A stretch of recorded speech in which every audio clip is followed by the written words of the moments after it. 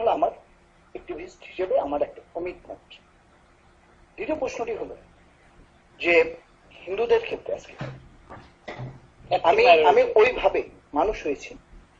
ঈদে মিলাদুন্নবীর কমিটি করেছি আমরা হিন্দু এবং মুসলমান সম্মিলিত ভাবে, এবং 3টি রাত আমরা থাকতাম স্কুলে ঈদে মিলাদুন্নবীর আগের রাত, এবং সরস্বতী পুজোর কমিটি করেছি হিন্দু মুসলমান মিলে তার আগের রাত, এবং স্পোর্টস ডে যেদিন হতো প্রাইজ অ্যাওয়ার্ডিং যেটা হতো ঠিক তার আগে।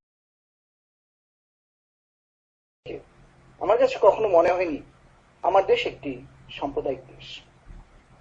এবং আমি সরকার বলছি মাঝে মধ্যে এই প্রশ্ন বলি, আমি ধরেন আজকে এই ল্যাপটপটা নিয়ে গেলাম, নিয়ে গিয়ে আবার আমি মামলা করলাম, করতে পারি না?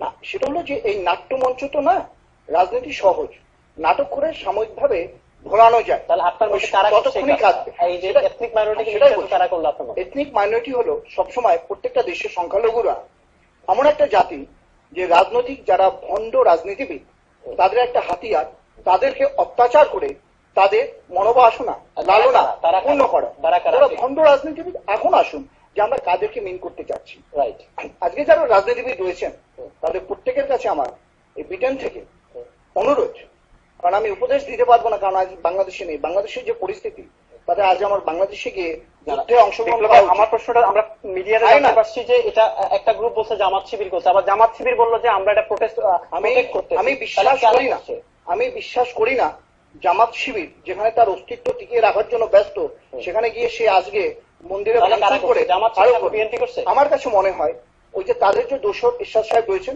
ইরশাদ সাহেব 90 সালে একইভাবে মন্দির ভেঙে থাকার চেষ্টা করেছিলেন, তারই সেই বোনকে উপদেশ দিয়েছেন কিনা তুমি এটা করো, এটা ভাবে।